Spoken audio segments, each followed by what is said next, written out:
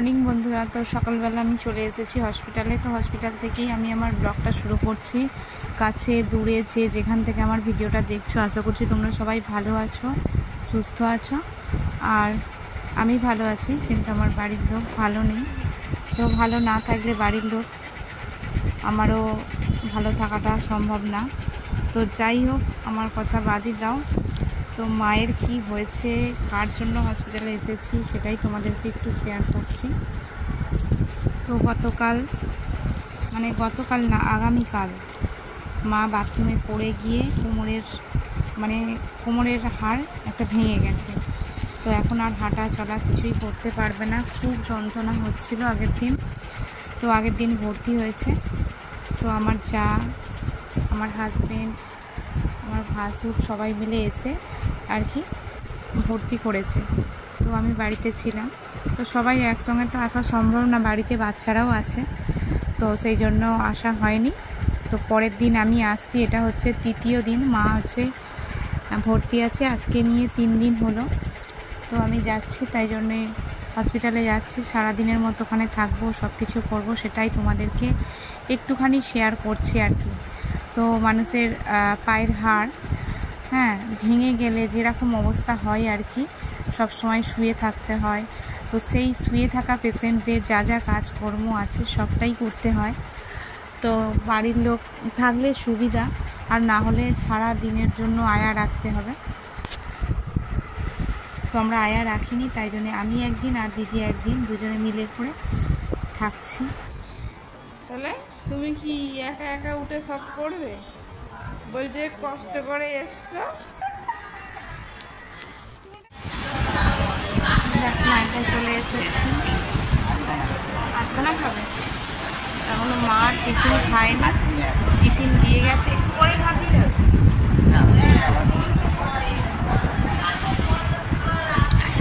মায়ের কাছে চলে এসেছি। মায়ের এখন থাকতে হবে কতদিন ঠিক নেই। কালকে সব টেস্ট করাবে, তারপরে ওর কী হবে বলছে। বাবা তো খুব চিন্তা করছে। কালকে সারাদিন দিদি ছিল, আজকে আমি থাকবো, চলে এসেছি। চলো মাকে টিফিনটা দিয়ে দিই, মা খেয়ে নেবে।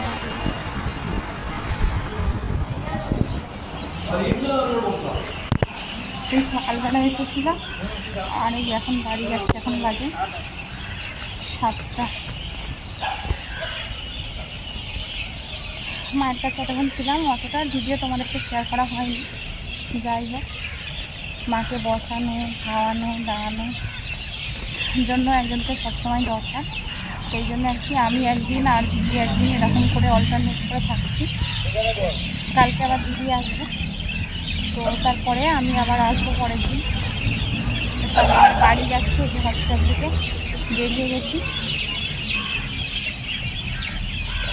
হসপিটাল থেকে বেরিয়ে আর এই যে হাঁটা দিয়েছি।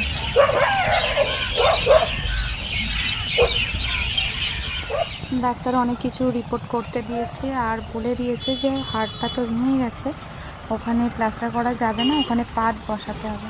তো তাই জন্য রিপোর্টগুলো সব করিয়ে নিয়ে তারপর ডক্টরকে দেখালে ডেটটা দেবে কবে ওটি হবে।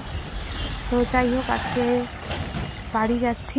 তো বাইরে হসপিটালের বাইরে চলে এসেছি। আসার পরে আর কি রাস্তার এপারে দাঁড়িয়ে আছি অটোর জন্য। তো এদিক থেকেও শেয়ার করে দিচ্ছি হসপিটালটা, আমাদের ইএসআই হসপিটাল আমাদের এখানে। তো সব কিছুই একটু লেটে আর কি চিকিৎসা হয় এখানে, কিন্তু সব রকমই হয়, ধৈর্য ধরতে হবে। তো মাকে কতদিন ভর্তি রাখবে না রাখবে কিছুই জানি না, আর কবে ওটি হবে সেটাও এখনও কনফার্ম হয়নি। সব রিপোর্টগুলো করার পর জানতে পারবো, আর তোমাদেরকেও জানাবো, কেমন? তো চলো, আজকের ভিডিওটা এইটুকুই। সবাই ভালো থেকো, সুস্থ থেকো, নিজেদের খেয়াল রেখো।